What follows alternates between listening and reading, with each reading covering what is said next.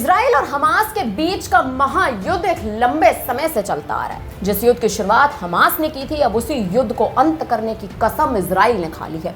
एक और तो दोनों ही देशों के बीच का युद्ध अपने चरम पर है, शांत होने का नाम नहीं ले रहा है। लेकिन वहीं इजराइल के पीएम बेंजामिन नेतन्याहू इन दिनों अलग ही चुनौतियों से गुजर रहे हैं। एक तरफ आतंकी संगठन हमास से युद्ध में सेना मोर्चे पर है, और तो वहीं देश के अंदर विरोधी स्वर जो हैं वो मजबूत हो चुके हैं। इजराइल के लोग सड़कों पर उतर चुके हैं, आंदोलन कर रहे हैं, विरोध प्रदर्शन कर रहे हैं, पीएम बेंजामिन नेतन्याहू के इस्तीफे की मांग उठा रहे हैं।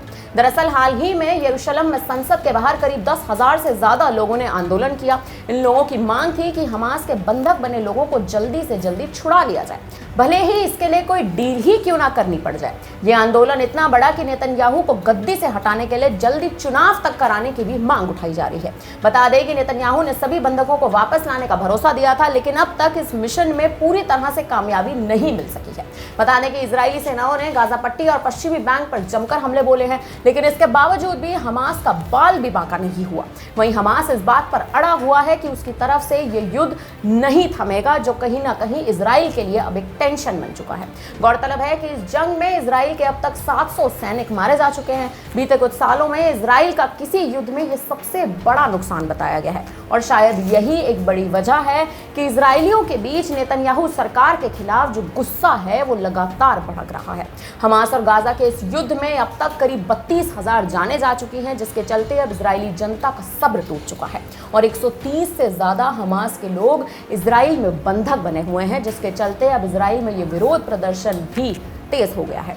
इस पर पुलिस का कहना है कि कानून व्यवस्था बनाए रखने के लिए तमाम कोशिशें की जा रही हैं। प्रदर्शनकारी रास्तों को लगातार जाम कर रहे हैं। हालांकि अभी तक इस प्रदर्शन में 16 लोगों की गिरफ्तारी हो चुकी है। प्रदर्शनकारियों का कहना है कि वे अंतर्राष्ट्रीय समुदाय की रिहाई चाहते हैं।